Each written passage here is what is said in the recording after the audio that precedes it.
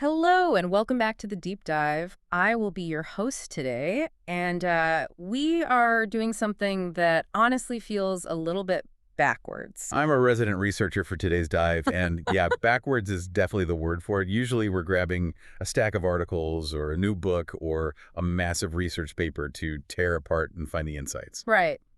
But today we're looking at the instructions before the work is even done. Like, we are not analyzing a finished product. No, we are analyzing a blueprint, a Mm-hmm. specific prompt, really, Mm-hmm. that was designed to generate a very specific type of article. Yeah, and just to set the scene for everyone listening, the source material we have is literally a directive. It is a command. It reads, quote, act as educational, create article with 30 years of experience on games industry, write on important of games. Unquote. Exactly. That is it. That is the whole source.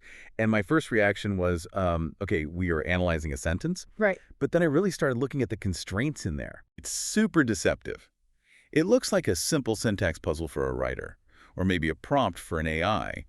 But if you actually follow those instructions, you have to adopt a very specific, and I would argue, a very controversial philosophical stance on the entire medium of video games. That is exactly where I want to start, the stance. Because the prompt does not just say write about games, it demands 30 years of experience. Which is a lifetime. A literal lifetime in technology terms. I mean, think about it. 30 years ago, what were we doing? We were blowing into plastic cartridges to get them to work. Exactly. And that is the first massive pillar we have to grapple with here, the request for a veteran industry perspective. In most tech fields, if you ask for a veteran, you might mean someone who survived the dot-com bubble, Right. or someone who's been, coding in Python for 10 years. But in gaming, demanding 30 years takes us all the way back to the early 90s. We're talking the transition from 2D to 3D. Yes. We are talking about the pre-internet console era, the Wild West. So why ask for that? That is what I kept coming back to as I was prepping for this deep dive. If you want to know about the importance of games today, right now, why do you need someone who remembers the Sega Genesis? That's the question, isn't it? Isn't that just nostalgia bait? Like, old man yells at cloud, but make it about pixels. You would think so, but I don't think that's it at all. I think the prompt is actually suggesting that you literally cannot understand the current state of gaming if you don't understand the cycles that got us here. Okay. Think about it this way. If you are a 20-year-old game developer today, your baseline is Unity engines, scheme distribution, microtransactions. That is just the air you breathe. It's normal. Sure, that is the reality of the market right now. But a 30-year veteran, they remember when the industry literally collapsed, Ah, the crash of '83. or at least the direct aftershocks of it in the early 90s, when retailers just stopped stocking games because they thought the whole thing was a passing fad, like the hula hoop. They saw the rise of the arcade, where the fundamental design philosophy was literally make it hard, so they put in another quarter. Okay, so you are saying that the essential value this prompt is looking for is rooted in survival. It's rooted in context. Let's take a modern example to make this concrete for you. Loot boxes or live service games, Oh boy. right? Yeah. Highly controversial stuff. Now, if you only know the last 5 years of gaming, you might look at that and think, oh, this is just how games are monetized now. Yeah, you just accept it. But the veteran perspective, that 30-year lens the prompt demands, sees the lineage. They see the arcade quarter muncher mechanics evolving into mobile energy systems, Oh, I see where you're going with this. which then evolve directly in loot boxes. They see the pattern. It's not a new evil invention, it's an iteration. So it is less about back in my day games were better and more about I have seen this exact scam before, just with a different coat of paint. Precisely. Or, to be slightly more charitable to the industry, I have seen this mechanic before. The prompt implies that importance isn't found in the new flashy thing. It is found in the enduring threads. But I want to push back on this a little bit Go for it. because there is a real risk here, right? Mhm. If we demand 30 years of experience to define the true value of gaming, aren't we kind of gatekeeping the medium? Oh, absolutely. Like, does the solo indie developer who just released a massive smash hit on their laptop not understand the importance of what they just made just because they weren't around for Pong? That is the exact friction point, and I think that is why this prompt is so fascinating to pull apart. It is taking a deeply conservative stance. Conservative how? Conservative in the sense of conserving history. It argues that the new is very often just noise. The indie developer understands the market right now. They absolutely understand the zeitgeist. But do they understand the medium? Oof. That is a heavy distinction. Market versus medium. It is. But think about film. It's a great parallel. You can make a viral video today that gets 1 billion views. Easy? You clearly understand the market. You know what people want to click on. But if you want to write an article on the essential value of cinema, you Hmm. probably need to understand editing, pacing, the transition from silent films to talkies, the French New Wave. You need the history. The prompt is asking for the film historian, not the viral content creator. Okay, that makes a lot of sense when you put it that way. It is asking for the long view. But let's look at what this veteran is actually supposed to do with that long view. The prompt says, act as educational. Yes. Now, educational is a very loaded word when we were talking about entertainment. If I go to a movie and someone tells me it is going to be educational, I instantly assume it is going to be boring. You expect a lecture. I assume I am going to get lectured, exactly.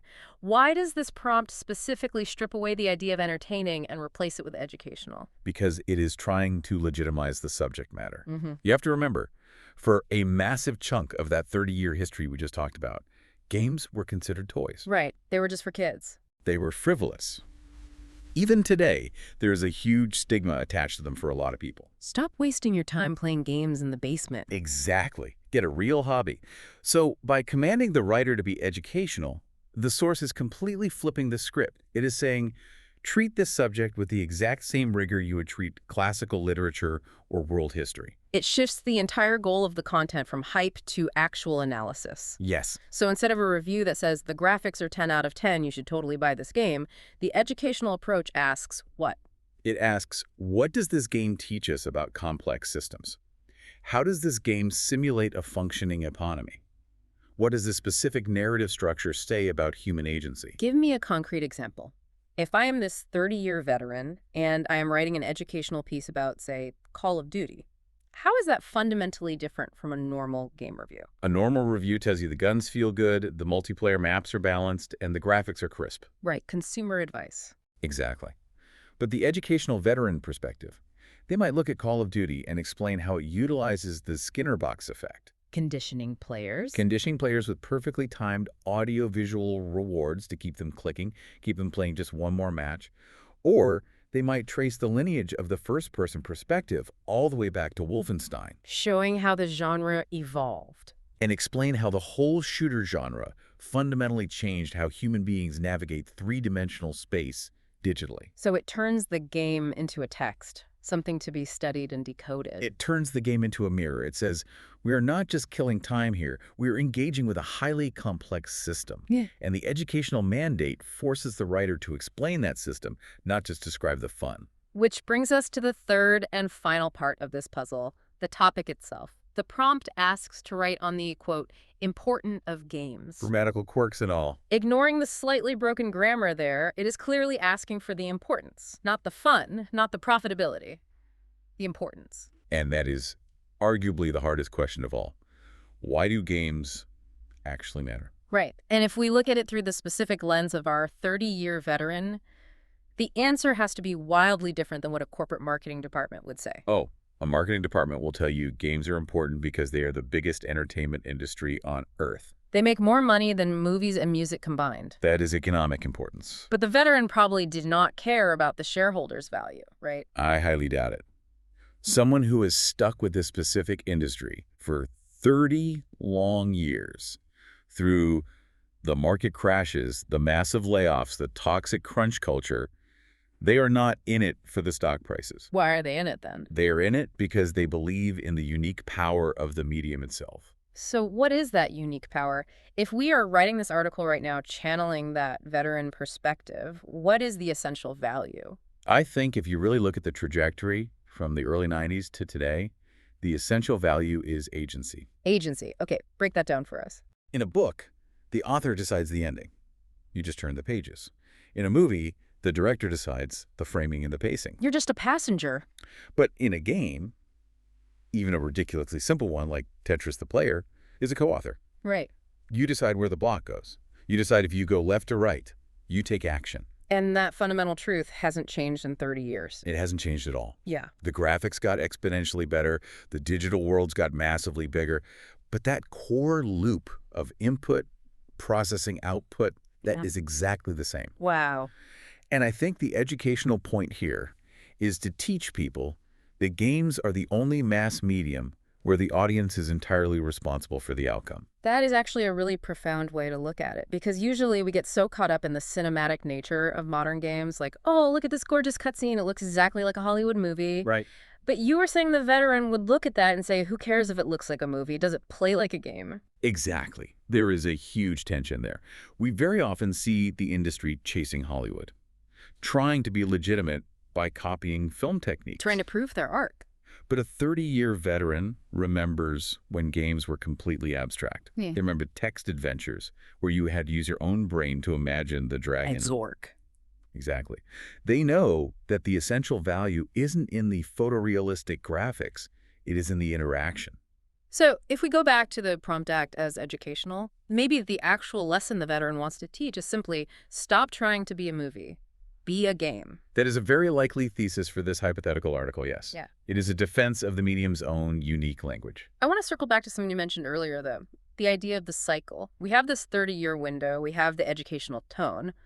But the tech industry changes so incredibly fast. It does. Doesn't that level of experience actually become a liability at some point? How so? Well, look at the mobile gaming space, or look at something massive like Roblox. You have kids building entire economies and worlds in these platforms.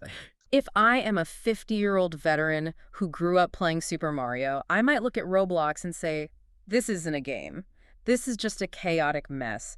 Isn't there a very real danger that the veteran perspective just calcifies into cynicism? That is the danger. Absolutely. Yeah. Old man yells at cloud, just like you said earlier. But you have to remember, the prompt explicitly includes the word educational. Okay. And true education requires an open mind, not just a critical one. So a good teacher, a true veteran, wouldn't just dismiss the new stuff out of hand. No, they wouldn't. They would contextualize it. They would look at Roblox and say, this isn't actually new. This is the Commodore 64 demo scene, but democratized for everyone. Oh, that's a great point. They'd say, this is the modding culture from the original Doom, but made accessible to 10-year-olds. They connect the dots. They connect the dots. They show that basic human behavior hasn't changed, only the tools have evolved. That is the true value of the 30 years. It's not about memorizing the old games. It is about recognizing the human patterns embedded in the games. That makes the educational part much more interesting. It's not, Yeah. here is a dry list of facts about the history of Nintendo. It's, here is how to see the Matrix. Yes, it is teaching systems thinking. And honestly, when you strip everything else away, that is what games are. They are pure systems. Right. Understanding how a complex system works, how the underlying rules create the emergent behavior, is probably the single most important skill you can learn in the 21st century. And who better to teach that than someone who has spent 3 straight decades breaking and building those exact systems? Exactly. Okay, I want to try a bit of a thought experiment here. Let's do it. Let's say we are fulfilling this prompt right now, today. We are the writer. We have the 30 years of experience.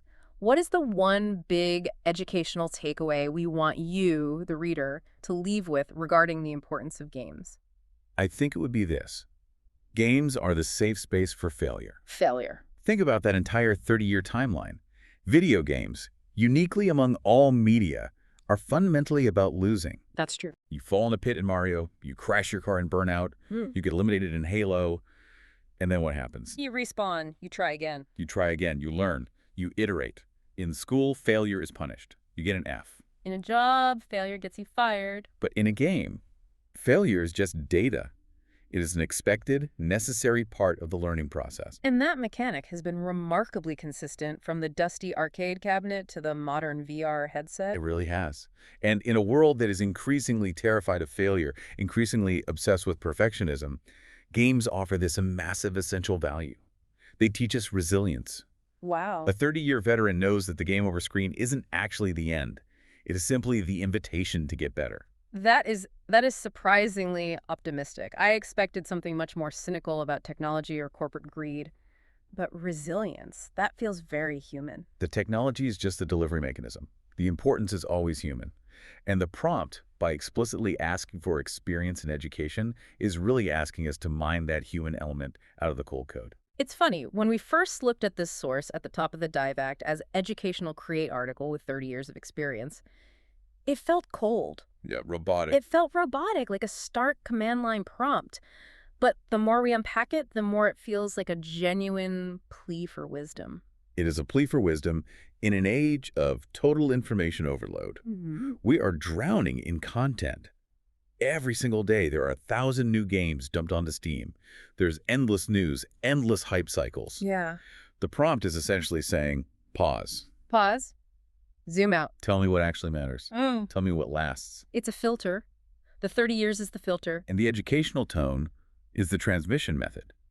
It ensures that the wisdom actually gets passed down, not just blindly consumed and forgotten. It really makes me wonder what the 40 years of experience article will look like in another decade. Well, hopefully it will say that we finally figured out how to balance the art and the commerce.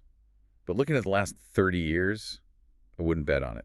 Yeah, the veteran might still be a bit cynical about that part, but that cynicism is earned. It is. And it protects us. It protects us from believing the massive hype every single time a tech company says, this new feature changes everything. Right. The veteran just says, I have heard that exact pitch before.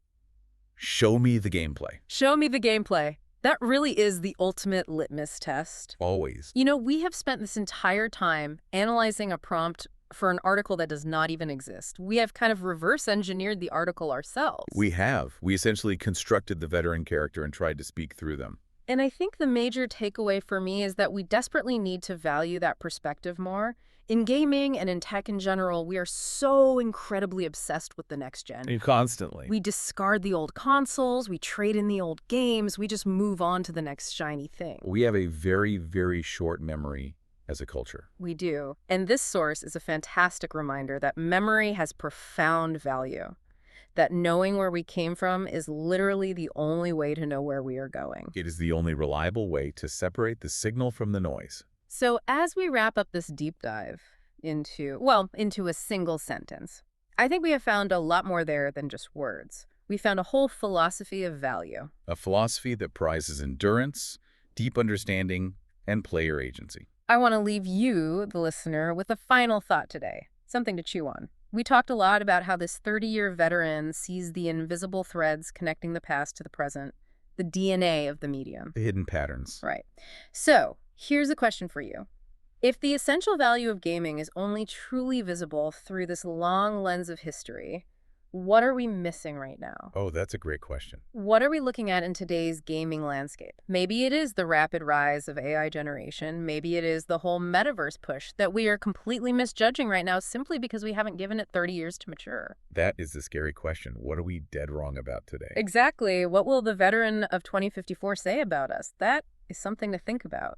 Thanks for joining us on The Deep Dive. We will see you next time.